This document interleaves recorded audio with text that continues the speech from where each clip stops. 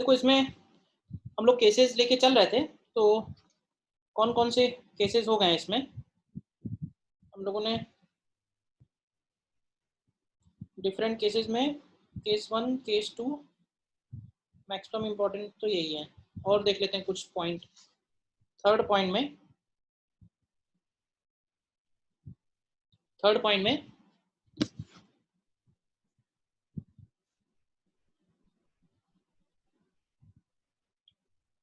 ये पॉइंट वैसे ही है जैसे हम लोगों ने मिरर में भी किया था। Locating mirror locating lens and its type when object and image are given. मतलब सपोज हमको प्रिंसिपल एक्सिस के रिस्पेक्ट में ऑब्जेक्ट और इमेज की पोजीशन हमको मालूम है,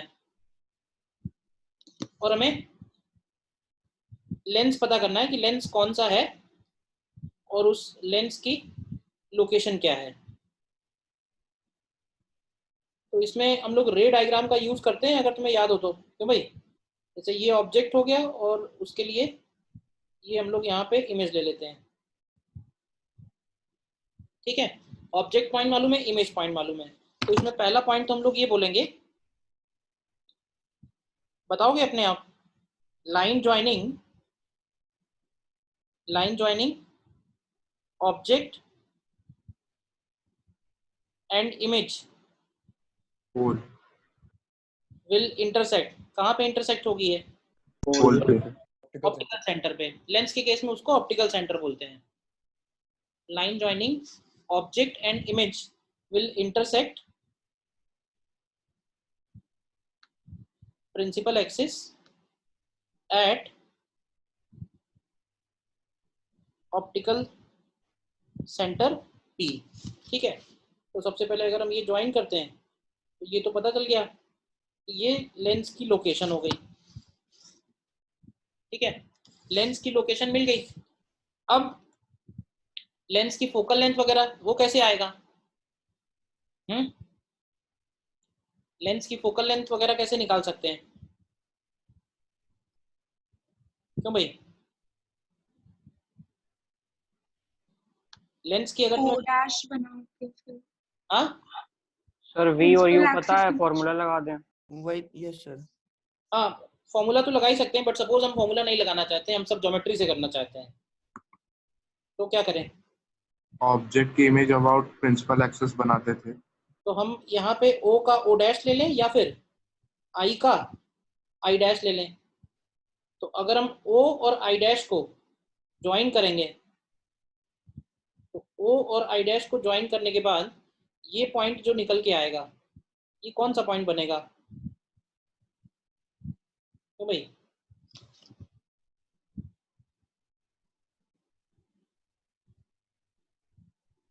सेंटर ऑफ कर्वेचर।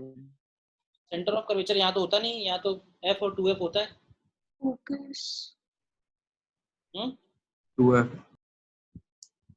ये पॉइंट कौन सा आएगा?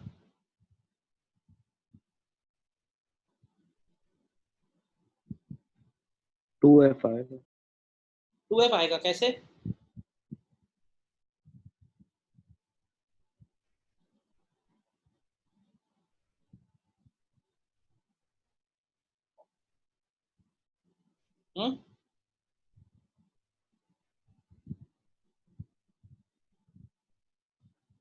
यहाँ पे कोई ऐसी रे नहीं है जो 2F पे जा रही हो तो वो विदाउट डेविएशन आगे पास हो।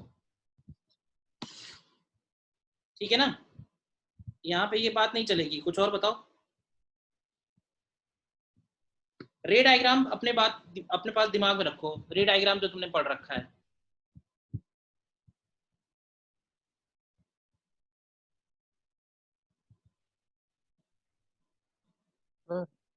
हाँ बोलो। प्रिंसिपल एक्सिस के परपेंडिकुलर पी पे एक वर्टिकल लाइन बना, वहां से ओ से प्रिंसिपल एक्सिस के पैरेलल एक लाइन लेते हैं। Correct correct. यहाँ पे क्या करना होगा इस बार, अगर हम इस P से पास होती हुई, क्योंकि हमको लेंस की लोकेशन तो मिल गई है, अब हमें फोकल लेंथ निकालनी है। तो फोकल लेंथ निकालने के लिए क्या करेंगे, हम एक लाइन ऐसे ड्रॉ कर सकते हैं,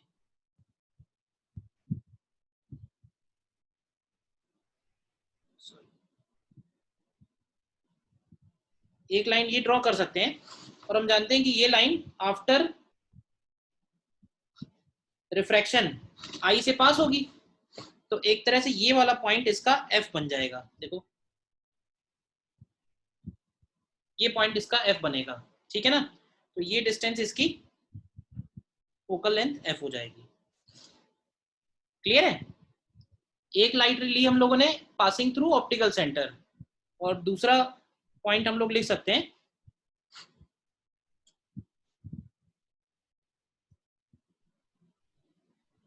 ड्रॉ पोजीशन ऑफ लेंस, ठीक है ना। Take a straight line, take a straight line parallel to principal axis from object, और हम ऐसे बोलेंगे कि after refraction it passes through eye and intersects principal axis at focus, intersects principal axis at focus।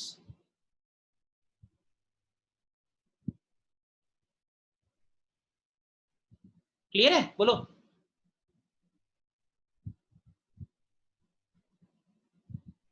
Third point clear है?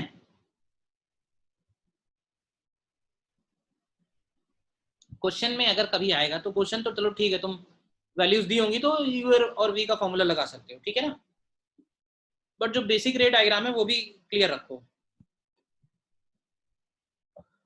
Third point बताओ, तो ये कौन सा लेंस बनेगा, कन्वर्जिंग या डाइवर्जिंग? कन्वर्जिंग बनेगा ना, क्योंकि जो पैरेलल रे है उसको वो टुवर्ड्स प्रिंसिपल एक्सिस मोड़ रहा है, तो कन्वर्जिंग हो गया। और अगर हमें डिस्टेंसेस दी होंगी तो हम वो पी पॉइंट भी निकाल सकते हैं और वो एफ पॉइंट भी निकाल सकते हैं। ऑब्जेक्ट इमेज के बीच का डिस्टेंस बताओ, ऑब्जेक्ट और इमेज का प्रिंसिपल एक्सिस से हाइट बताओ, ठीक है। देन फोर्थ पॉइंट में हम लोगों ने ग्राफ भी बनाए थे मिरर में, याद होगा, तो यहां भी बना के देखते हैं, थोड़ा रिवाइज हो जाएंगे सारे केसेस। तो ग्राफ हम लोग पहले बनाते हैं between 1/v and 1/u, 1/u and 1/v के बीच में बनाओगे अपने आप, बताओ।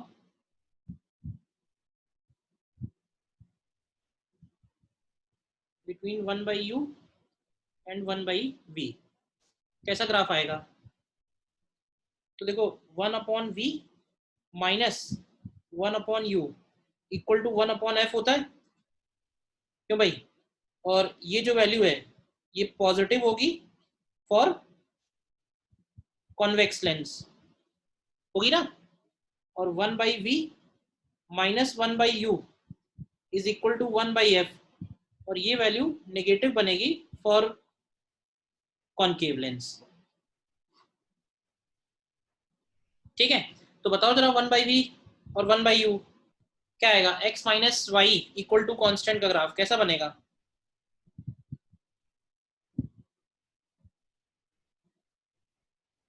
स्ट्रेट लाइन नहीं, कैसा ग्राफ बनेगा ये? x minus Y equal to constant,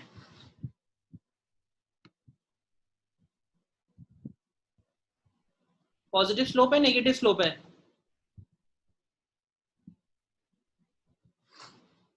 sorry इसको मैंने लिखना चाहिए, this is y minus X equal to constant का ग्राफ है, तो इसको ऐसे भी लिख सकते हैं y equal to mx plus C, तो पॉजिटिव स्लोप बनेगा, क्यों भाई? इस तरह से आएगा ये, बताओ क्लियर है या नहीं? और ये वाला एंगल 45 डिग्री रहेगा। ध्यान से चेक करो, ये वाला जो रीजन आएगा, इस रीजन में रियल ऑब्जेक्ट है। क्यों भाई? इमेज कैसा है इस रीजन में? v अगर नेगेटिव है तो क्या बोलते हैं? v नेगेटिव के लिए, v नेगेटिव के लिए हम लोग बोलते हैं वर्चुअल इमेज। फिर ये वाला जो रीजन है ये रियल ऑब्जेक्ट है और रियल इमेज है। और फिर इसके बाद इधर वाला जो रीजन है वो वर्चुअल ऑब्जेक्ट है और रियल इमेज है। इसका मतलब जो कॉन्वेक्स लेंस होगा, कॉन्वेक्स लेंस वर्चुअल ऑब्जेक्ट की हमेशा रियल इमेज बनाएगा, जबकि रियल ऑब्जेक्ट के लिए इसमें डिफरेंट केसेस होते हैं। याद आया नहीं याद आया? और यस सर। वैसे इसके लिए देख लो, इसके लिए ग्राफ इस तरह से हो जाएगा, नेगेटिव इंटरसेप्ट है।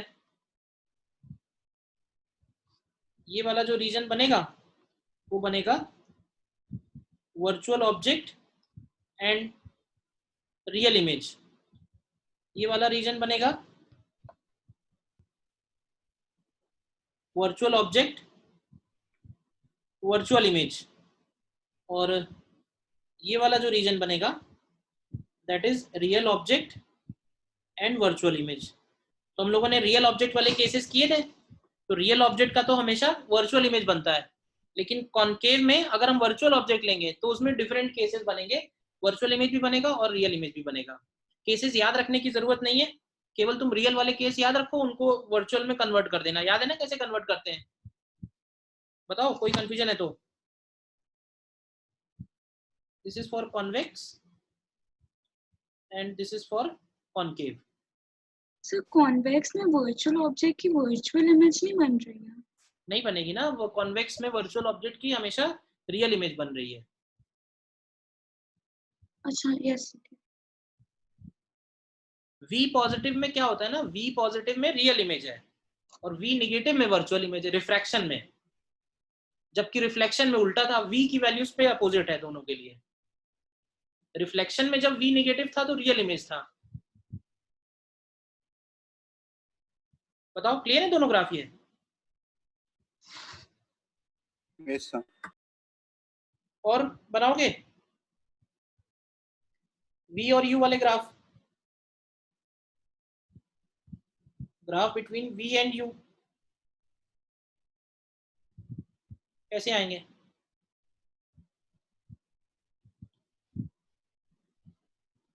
क्यों भाई? 1/y माइनस 1/x कैसा आएगा? 1/y minus 1/x।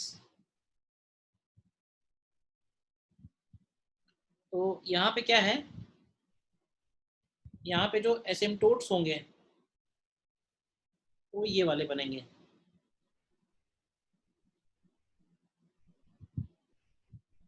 इस तरह से ये एसिम्टोट्स आएंगे। हाइपरबोला होंगे,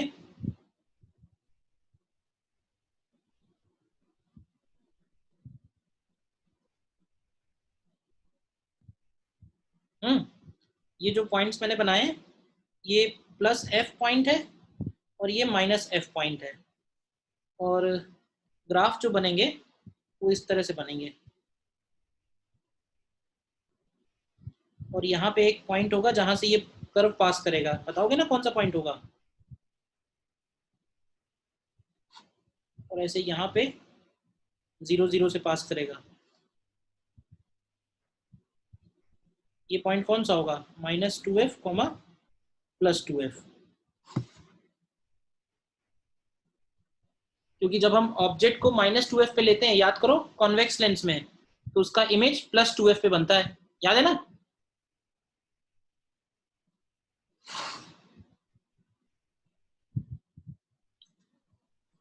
और इसके लिए बस यही दोनों चीजें इन्वर्ट हो जाएंगी।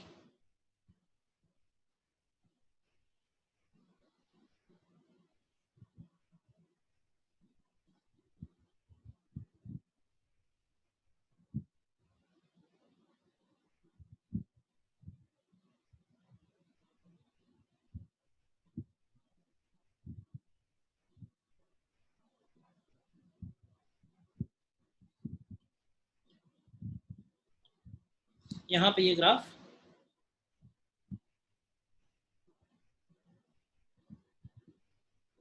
इधर इस तरह से आएगा।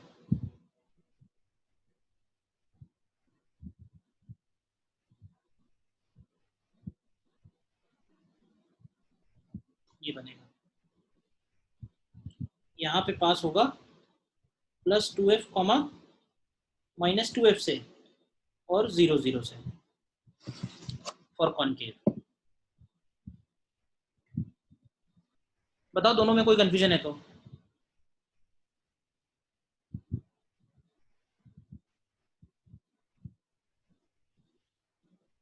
यहाँ पे जो एसिम्पटोट्स हैं वो +f और -f बनेंगे।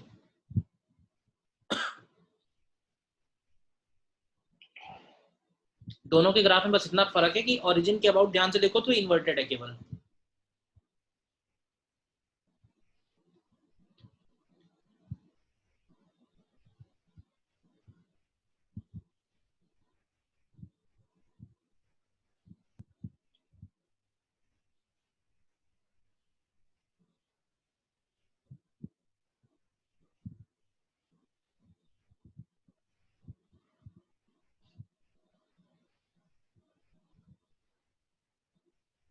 ठीक है, बोलो।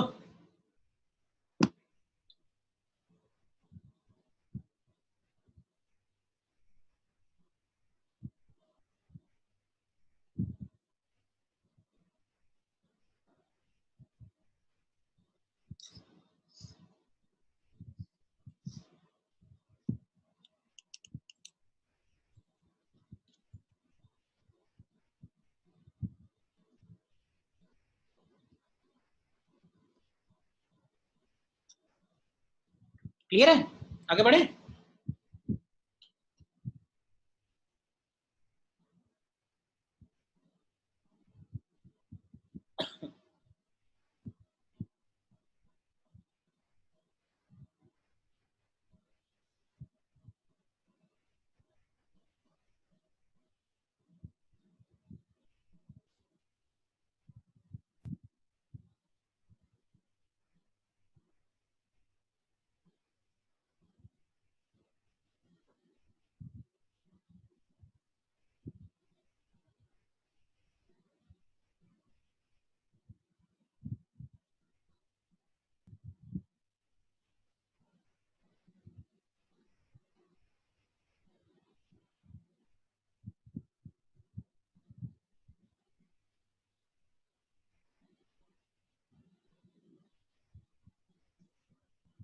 ठीक है ना, नेक्स्ट आगे देखते हैं फिर।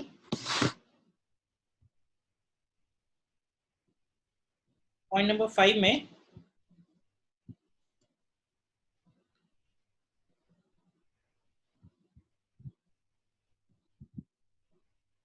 combination of lenses separated by some distance.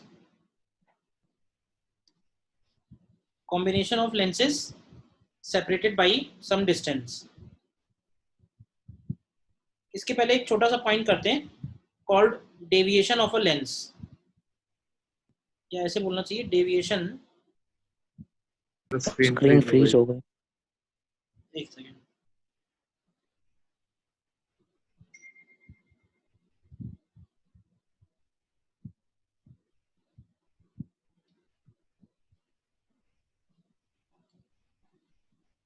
deviation through a lens।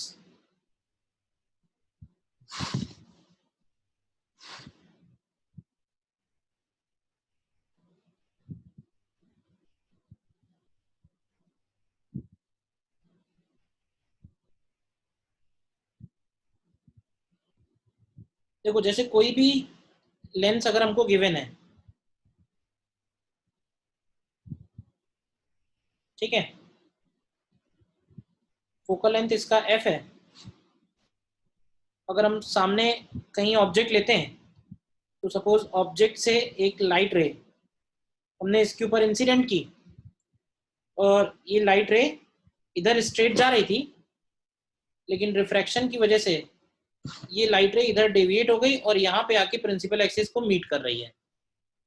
तो ध्यान से इस डायग्राम को देखो, क्या ये बोल सकते हैं कि ये जो एंगल है ये डेविएशन डेल्टा होगा, और ये डेविएशन जो है हम लोग देखेंगे तो दो बातों पे डिपेंड करेगा। एक तो इस पॉइंट P के, इस पॉइंट M के पॉइंट P से डिस्टेंस पे और इसके फोकल लेंथ पे। देखो कैसे, इस फॉर्मूले में ध्यान से देखो तो U की वैल्यू माइनस OP बोल सकते हैं और V की वैल्यू प्लस IP बोल सकते हैं ना। और अगर हम ये वाला एंगल अल्फा और ये वाला एंगल बीटा ले लें तो डेल्टा की वैल्यू ध्यान से देखो तो अल्फा प्लस बीटा है।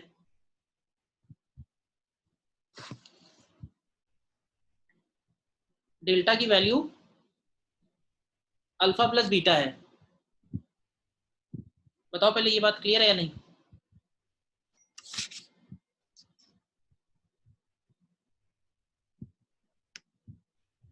इसमें कोई डाउट है तो बताओ।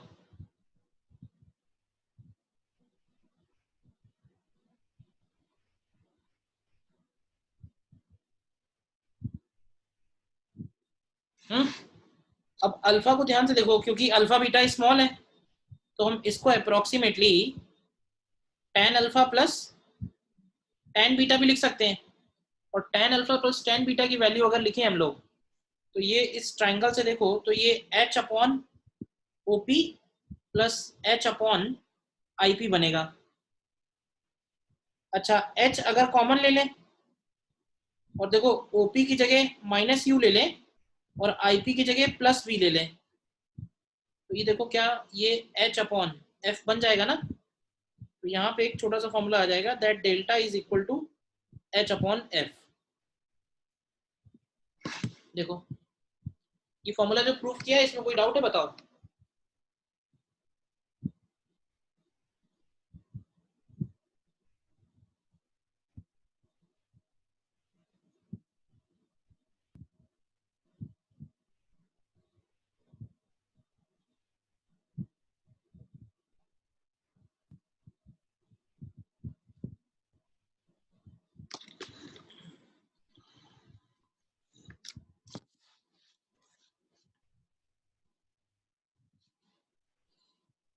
क्लियर है? तो ये तो एक फॉर्मूला हो गया deviation through a lens.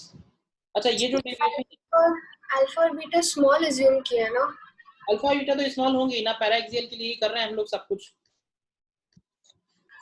Okay sir. ठीक है ना, लिख लो चाहो तो भाई फॉर पैरा एक्सियल रेज।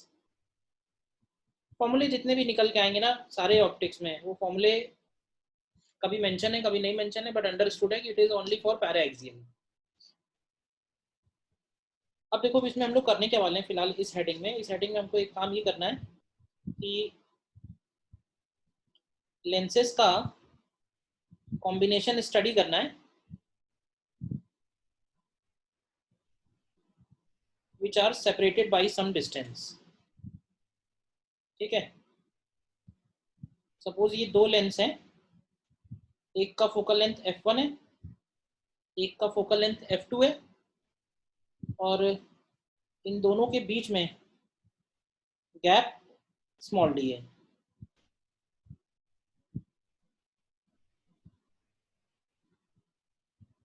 इन दोनों के बीच में गैप स्मॉल d है।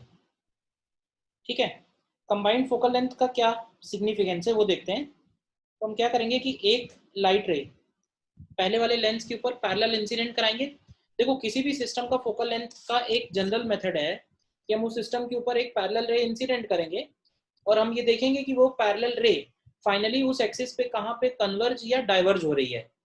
तो जहां भी कन्वर्ज या डाइवर्ज हो रही है वो पॉइंट उसका फोकस बन जाएगा उस सिस्टम का। तो देखो पहले लेंस में अगर कन्वर्ज किया है तो सपोज पहले लेंस से कन्वर्ज होने के बाद वो यहाँ पे मीट कर रही है। ठीक है, लेकिन ये कि वहां पे मीट करने के पहले ही ये दूसरा वाला लेंस पड़ जाएगा और दूसरा लेंस पड़ जाएगा तो दूसरा लेंस इसको फिर से कन्वर्ज करेगा एंड सपोज उसने उसको कन्वर्ज किया वापस से इस पॉइंट पे। तो ये जो फाइनली पॉइंट निकल के आएगा ये इस सिस्टम का फोकस हो जाएगा। ठीक, अब इस फोकस की वैल्यू हमें निकालनी है। देखना डायग्राम, हम थोड़ा डायग्राम बना रहे हैं ध्यान से। तो एक तो मैंने ये लाइन आगे बढ़ाई है। सर, हाँ तो ये जो नया फोकस आएगा ये मेजर कहाँ से की जाएगी इसकी लेंथ? पहले वाली लेंथ से? सब बातों पे आ रहे हैं, देखते जाओ। तो ये जो फोकस आया है निकल के, हम क्या करेंगे, वो जो फाइनल वाली रे है उसको बैक ट्रेस करेंगे, और जो इनिशियल वाली रे है उसको फॉरवर्ड ट्रेस करेंगे। तो हम ऐसे बोल सकते हैं ना कि इनिशियल वाली रे और जो फाइनल वाली रे है वो जिस पॉइंट से टर्न हुई है वो पॉइंट जो बनेगा वो उसका इक्विवेलेंट लेंस की लोकेशन बन जाएगी। बताओ, यही डाउट पूछ रहे थे ना? Yes sir, yes sir. ठीक है, तो हमें ये दोनों बातें निकालनी है। एक तो कि इस फोकल लेंथ की वैल्यू क्या है, और फिर दूसरा हम ये भी निकालेंगे कि ये लेंस f1 f2 से कितना दूर है। तो जरा ध्यान से देखना, थोड़ा सा बड़ा प्रूफ है। ये P1 हो गया, ये P2 हो गया। ठीक, ये वाला जो लेंस है, ये वाली हाइट हम h एज्यूम कर लें, और ये वाला जो एंगल है इसको हम लोग डेल्टा 1 बोल सकते हैं, और डेल्टा 1 को हम लोग लिख सकते हैं h/f1। बताते जाओ कहीं डाउट है तो। और फिर यहाँ पे ये जो टर्न हुआ है ये एंगल डेल्टा 2 हो जाएगा, और ये वाली जो हाइट है इसको हम लोग h डैश ले लेते हैं। तो जो डेल्टा 2 की वैल्यू होगी वो हो जाएगी h'/f2। देखो यहाँ तक कोई डाउट इसमें? और ये वाली लाइट अगर हम आगे बढ़ाएं तो ये बनेगा डेल्टा नेट। देखो, तो डेल्टा नेट की वैल्यू डेल्टा 1 प्लस डेल्टा 2, यानी h/f1 प्लस h'/f2 हो जाएगा। h' अगर हम चाहें तो निकाल सकते हैं। हमें जरा दो ट्रायंगल ध्यान से देखने पड़ेंगे। यहाँ से लेके यहाँ तक का जो डिस्टेंस है, ध्यान से देखो, तो क्या ये डिस्टेंस f1 के इक्वल है? तो यहाँ से लेके यहाँ तक का जो डिस्टेंस है ये डिस्टेंस हो जाएगा f1 माइनस डी। तो अब तुमको दो सिमिलर ट्रायंगल दिख रहे हैं, देखना कौन कौन से। एक तो ये पूरा बड़ा वाला ट्रायंगल, ठीक है, और एक ये छोटा वाला ट्रायंगल, ये दोनों सिमिलर ट्रायंगल हैं। तो इनमें सिमिलैरिटी अगर हम लगाएं तो बताओ क्या इक्वेशन लिखना चाहिए? फ्रॉम सिमिलैरिटी ऑफ ट्रायंगल्स क्या लिखेंगे? तो इसको लिखेंगे h/f1 is equal to h' क्या आएगा, f1 माइनस डी। तो यहाँ से देखो h' को निकाल सकते हैं हम लोग h f1 माइनस डी और अपॉन f1। और डेल्टा नेट को अगर हम लोग लिखना चाहें तो डेल्टा नेट को लिख सकते हैं h अपॉन f इक्विवेलेंट। तो ये हो जाएगा h/f1 प्लस h' की वैल्यू डाल दो, तो h' की वैल्यू है h f1 minus D upon f2 है, तो f1 f2 हो जाएगा। देखो h कैंसिल हो जाएगा और एक फॉर्मूला आएगा 1/f equivalent is 1/f1 plus 1/f2 and minus d/f1 f2। देखो ये फोकल लेंथ प्रूफ हो गई। देखो ध्यान से जो डायग्राम है, कहीं डाउट है बताओ? सर जो इक्विवेलेंट पॉइंट आपने बताया था जहाँ पे मतलब हाँ, जहाँ से रे डेविएट हो रही है उसको फिर से रिपीट करिएगा। मैंने ये बोला था कि इनिशियल वाली रे ये है, ठीक है, और फाइनली रे ये है। तो इनिशियल को आगे बढ़ाया और फाइनल को पीछे बढ़ाया, तो जहां इंटरसेक्ट हो रही है इसका मतलब यहां से घूमी होगी। इस पॉइंट को आप फिर इक्विवेलेंट लेंस भी बोल रहे हैं जो परपेंडिकुलर ये लाइन, वो उसे इक्विवेलेंट लेंस क्यों बोल रहे हैं? इक्विवेलेंट लेंस क्यों बोल रहे हैं, मतलब वो लेंस है जिसका हम लोग ये फोकल लेंथ निकाल रहे हैं। भाई इक्विवेलेंट फोकल लेंथ का मतलब यही हुआ कि अगर हम उस सिस्टम के ऊपर पैरेलल रेज इंसिडेंट कराएं तो वो जो पैरेलल रेज हैं फाइनली जिस पॉइंट पे कन्वर्ज हो रही हैं या डाइवर्ज हो रही हैं वो सिस्टम का फोकस बनेगा, पहले पॉइंट। अब दूसरी बात आती है कि वो पॉइंट तो फोकस मिल गया, ये पॉइंट तो फोकस हो गया, लेकिन अब ये जो पॉइंट है फोकल लेंथ क्या बनेगी? तो फोकल लेंथ पता करने के लिए हम इस रे को पीछे ले जा रहे हैं और इस रे को आगे ले जा रहे हैं, ये मानते हुए कि ये 2 बार डेविएट नहीं हुई है, वो एक ही बार डेविएट हुई है। तो अगर एक ही बार डेविएट हुई है तो कहां से डेविएट हुई है, कैसे पता करोगे? यस सर आ गया सर। क्लियर है ना? Yes sir. ऑल्दो ये जो प्रूफ मैं कर रहा हूँ ये प्रूफ इंपॉर्टेंट बिल्कुल भी नहीं है, ठीक है ना, फॉर्मूला तुम्हें याद है तो काम चल जाएगा। बट देख लो सीधा सीधा है। अब जरा बताओगे कि ये कैसे निकाल सकते हैं, ये डिस्टेंस अगर हमें चाहिए, कौन सा डिस्टेंस हमें चाहिए? ये वाला डिस्टेंस। ये जो लेंस है ये P2 से या P1 से कितने डिस्टेंस पे है? मैंने P2 से x एज्यूम कर लिया है, तो कैसे निकाल सकते हैं बताओ? तो देखो फिर से 2 ट्रायंगल देखो, एक ट्रायंगल ये पूरा देखना ध्यान से, दिख रहा है, और एक ट्रायंगल ये वाला, एक ये पूरा बड़ा ट्रायंगल। तो ये जो पूरा बड़ा ट्रायंगल है ये इसका फोकस बन जाएगा, यहां से लेके यहां तक का जो डिस्टेंस है यही तो F इक्विवेलेंट है जो हम लोगों ने निकाला है, ठीक है ना? तो again from similar triangles we can write h upon F equivalent is equal to h dash upon F equivalent minus x। तो यहां से देखो F equivalent minus x की वैल्यू आ रही है h dash upon h into F equivalent।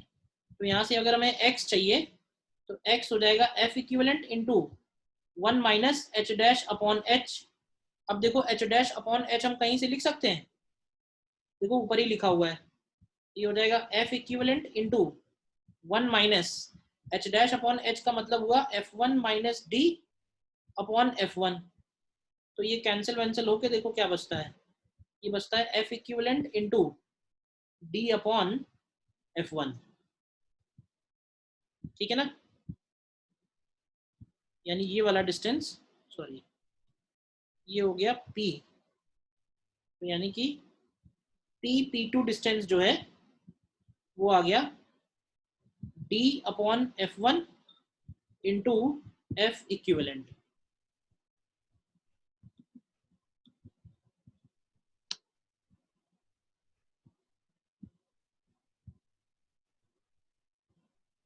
ठीक है,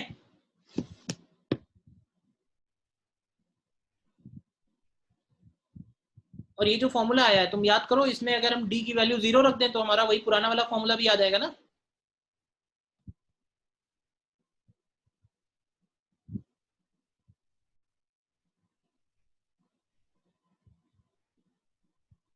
बताओ कहीं डाउट है तो, जितना लिखा हुआ मैंने उसमें।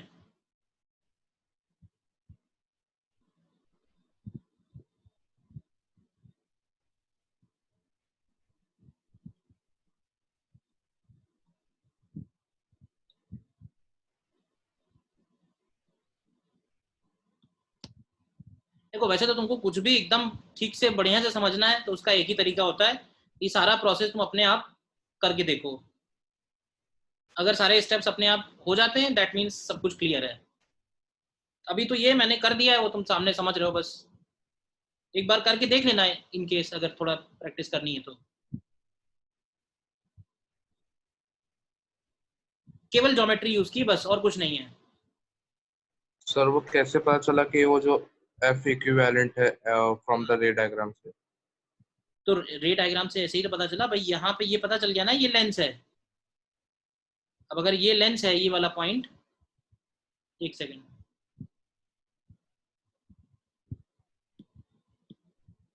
ये पता चल गया कि ये वाला पॉइंट लेंस है, ये वाली लाइन, ये लाइन अगर लेंस है, ये पॉइंट फाइनल फोकस है, तो ये F इक्विवेलेंट ही हो गई ना। मतलब वो एक तरीके से हम लोगों ने वो पैरेलल रे अज्यूम किया है और पैरेलल रे आके वहां पे कंसंट्रेट हो रही है। हाँ कन्वर्ज, समझ गया। ठीक है। अच्छा एक और खास बात, खास बात ये कि जो फॉर्मूला हम लोगों ने निकाला हुआ है एफ इक्विवेलेंट का, ठीक है, ये सिर्फ और सिर्फ पैरेलल रेस के लिए ही वैलिड है। मतलब कहने का ये है कि अगर हमारे पास इस तरह से दो लेंसेज कभी दिए हुए हैं किसी क्वेश्चन में और ऑब्जेक्ट रखा हुआ है सामने एक्सिस पे, तो हम ऐसा नहीं कर सकते हैं कि हम इन दोनों लेंसेज को हटा के एक लेंस रख दें फोकल लेंथ इक्विवेलेंट का और उसकी पोजीशन जो निकाली है PP2 वहां रख दें उसको।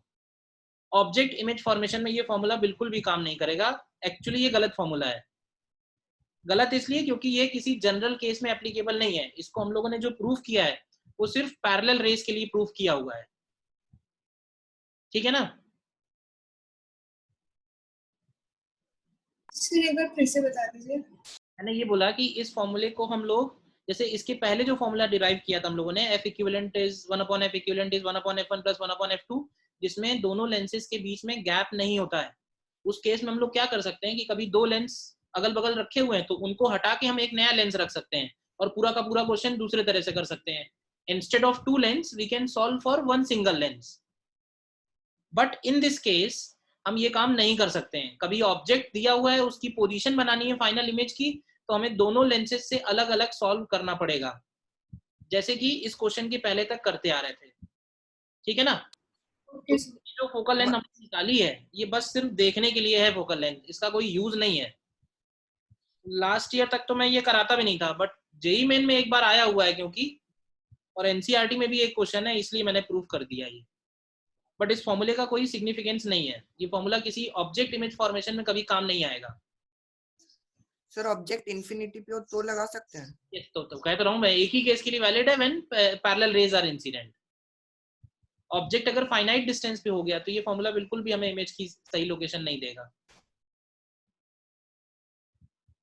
ठीक है ना,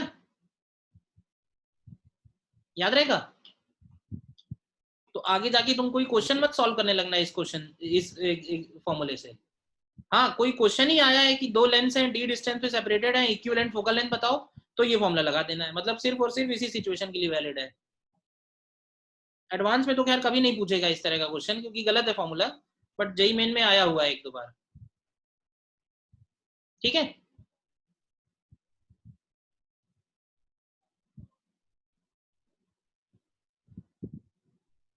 ठीक है ना। तो यूज कहाँ करना है, तो बस एक ही जगह यूज करना है जहाँ में दोनों लेंसेज के बीच में सेपरेशन गिवन है और पूछा ही हुआ है कि what is equivalent focal length of the system.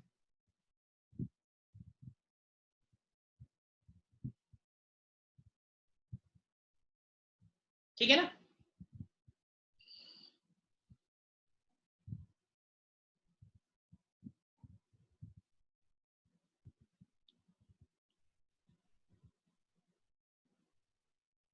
ठीक है, तो ये था पॉइंट नंबर 5।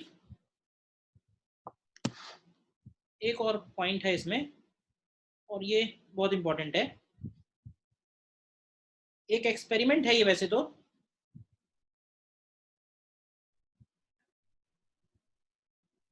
और इसके क्वेश्चंस तुमको मिलेंगे कई सारे।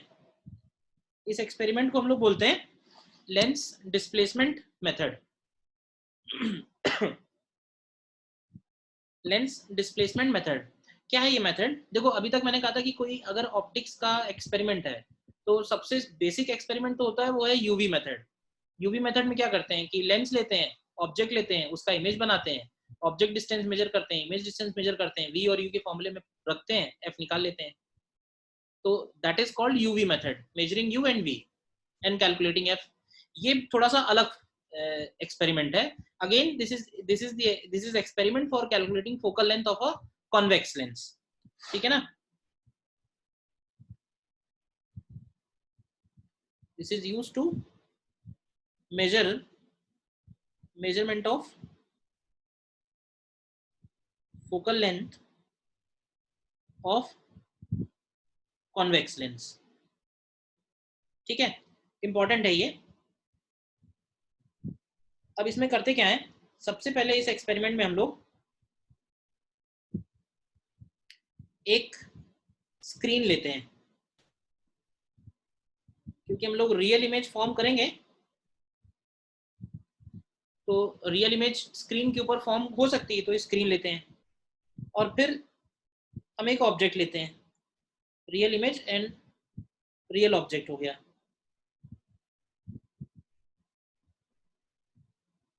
ठीक है, नॉर्मली जो ऑब्जेक्ट हमको लेना चाहिए, वैसे तो ऑप्टिक्स के एक्सपेरिमेंट में सिर्फ पिंस लेते हैं, पिंस मतलब सिंपल पिंस होती हैं, वो सेल्फ ल्यूमिनस ऑब्जेक्ट नहीं होते हैं, नॉन ल्यूमिनस ऑब्जेक्ट होते हैं।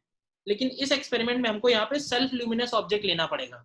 सेल्फ ल्यूमिनस ऑब्जेक्ट लेने का मतलब है कि जैसे कोई कैंडल लेना पड़ेगा हमको, ठीक है ना, क्योंकि स्क्रीन के ऊपर उसका इमेज फॉर्म करना है, तो स्क्रीन के ऊपर हमको तभी नजर आएगा जब उसमें से एक्चुअल लाइट एमिट हो रही होगी।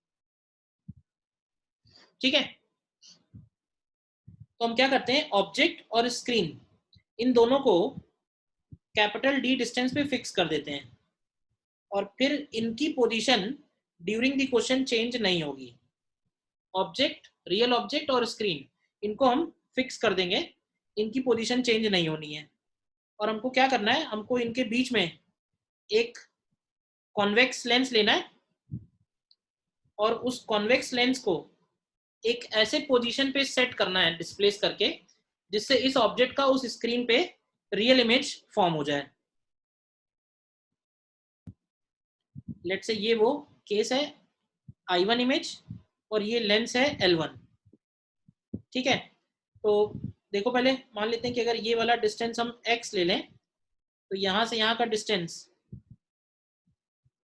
ये वाला डिस्टेंस क्या d माइनस एक्स हो जाएगा। अब देखना जरा, मैं कुछ सॉल्व कर रहा हूं, बताना कोई डाउट है तो।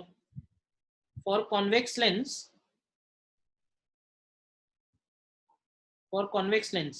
u का वैल्यू माइनस एक्स है, v का value plus d minus x है, और फोकल लेंथ की वैल्यू प्लस f है। तो ये तीनों वैल्यू उठा के हम लेंस फॉर्मूले में रख सकते हैं। रखो जरा, क्या मिलेगा, 1/f is equal to 1/v minus 1/u, तो 1/x आ जाएगा ये। और ये देखो शायद क्वाड्रेटिक बनेगी x में, x square minus x d plus f d equal to 0। यहाँ तक पहुंचो, पहले बताओ यही क्वाड्रेटिक बन रही है या नहीं।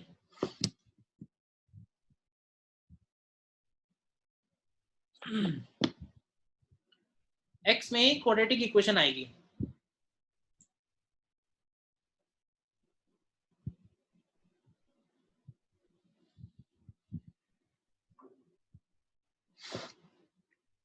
स्क्रीन फिक्स्ड है, ऑब्जेक्ट भी फिक्स्ड है।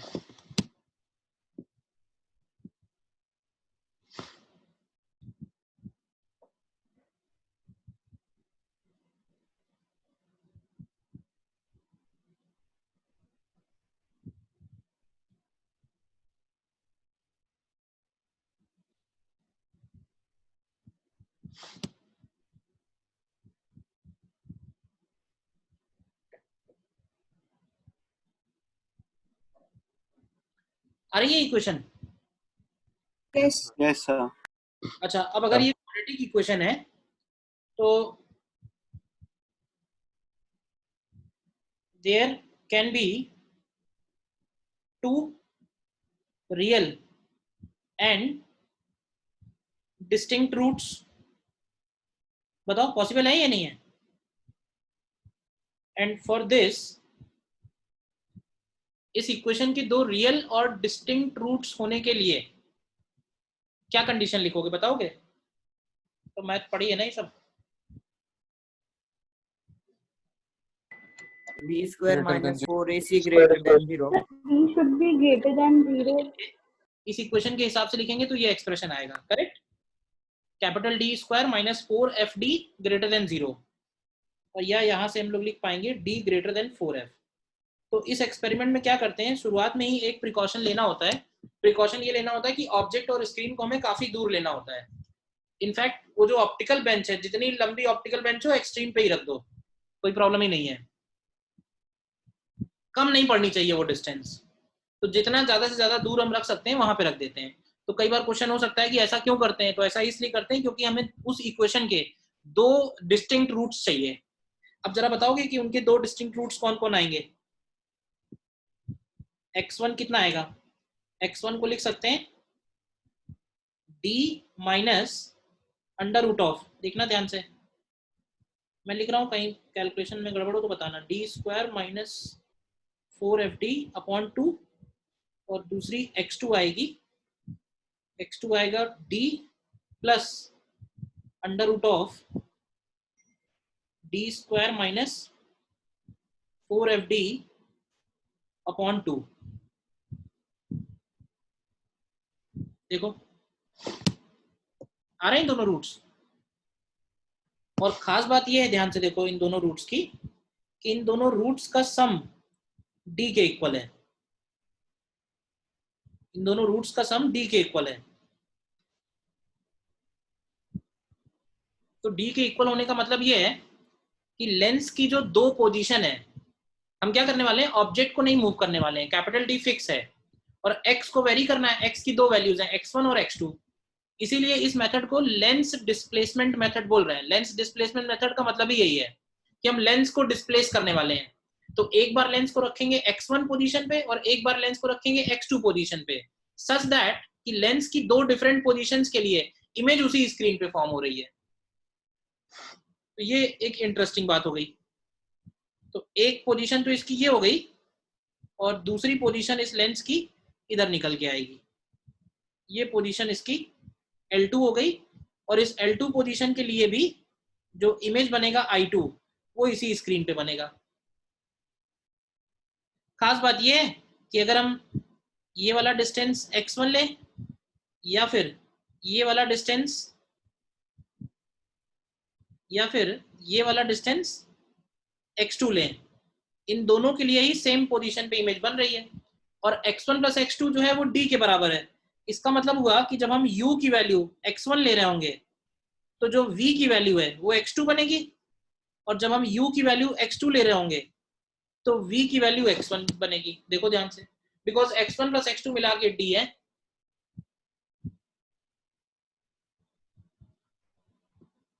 ये जो दो रूट्स आ रहे हैं ये कुछ इस तरह से आ रहे हैं कि ये इंटरचेंजेबल हैं। मतलब जैसे 30 और 60 आ गए तो 30 सेंटीमीटर पे ऑब्जेक्ट लोगे तो दूसरी तरफ 60 पे इमेज है, और अगर 60 सेंटीमीटर पे ऑब्जेक्ट लोगे तो दूसरी तरफ 30 पे इमेज है।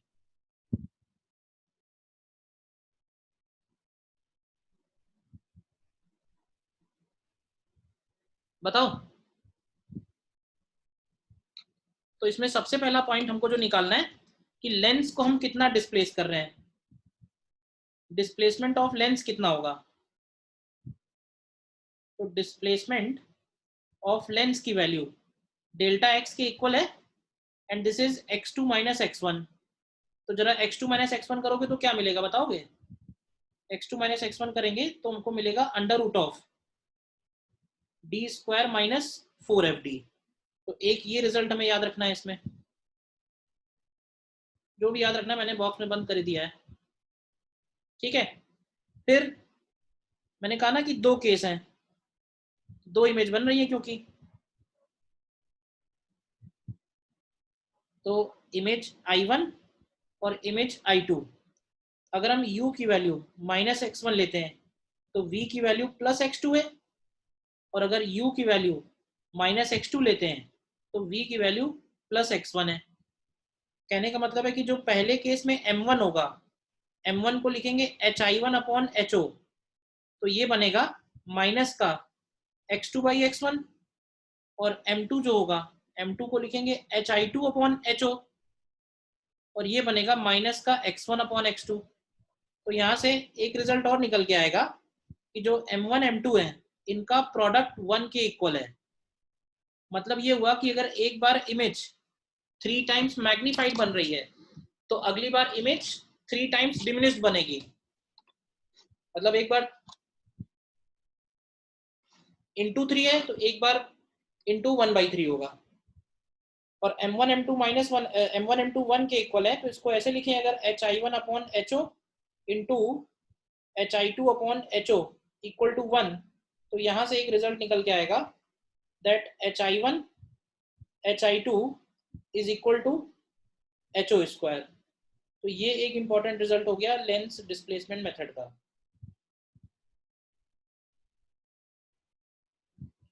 देख लो ध्यान से, बस इतनी बातें हमें ध्यान रखनी है इसमें।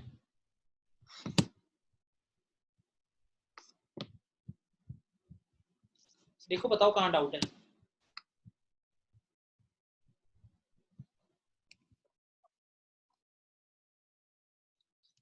नेक्स्ट क्वेश्चन देखो इसके ऊपर।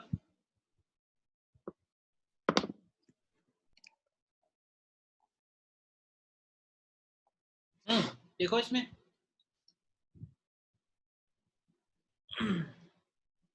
सोर्स ऑफ लाइट और स्क्रीन के बीच का डिस्टेंस दिया है, यानी डी की वैल्यू दी हुई है 90 सेंटीमीटर।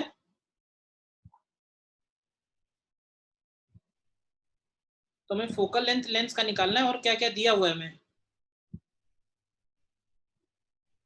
ए पार्ट और बी पार्ट अलग अलग है। तो ए पार्ट में हमको गिवन है कि distance between two positions of lens.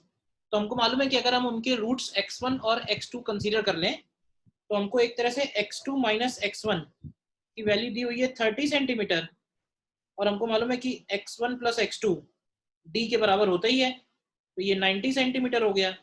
तो यहाँ से x1 x2 निकाल लो, कितना आएगा, x1 आ जाएगा 60 20 सेंटीमीटर और x2 आ जाएगा 30।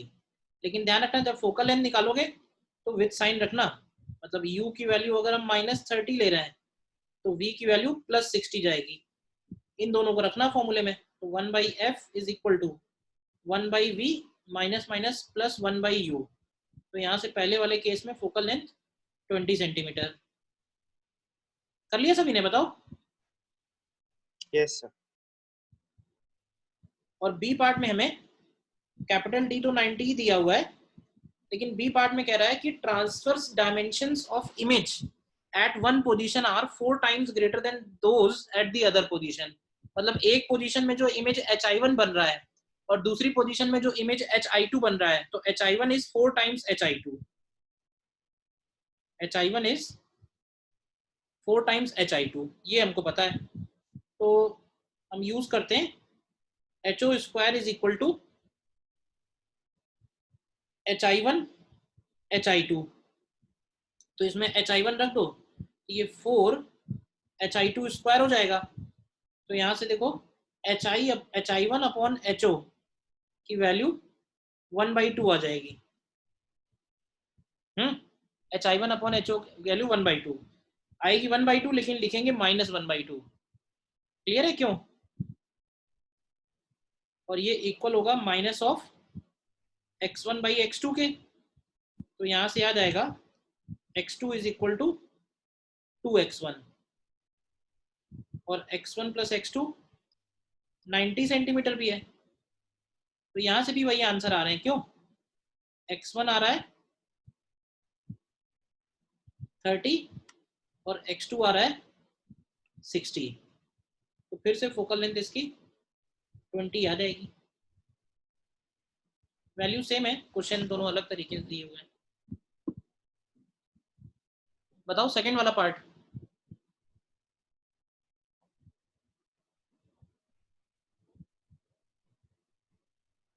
क्लियर है? Yes sir.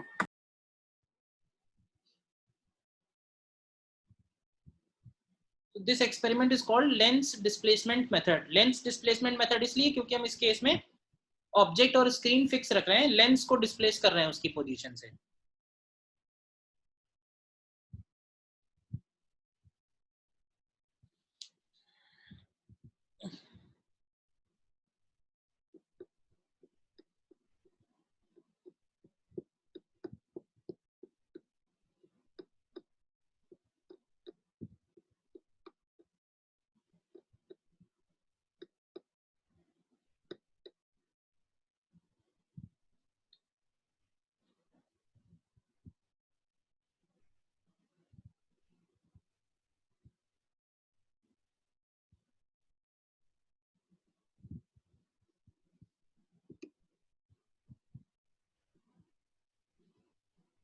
ठीक है,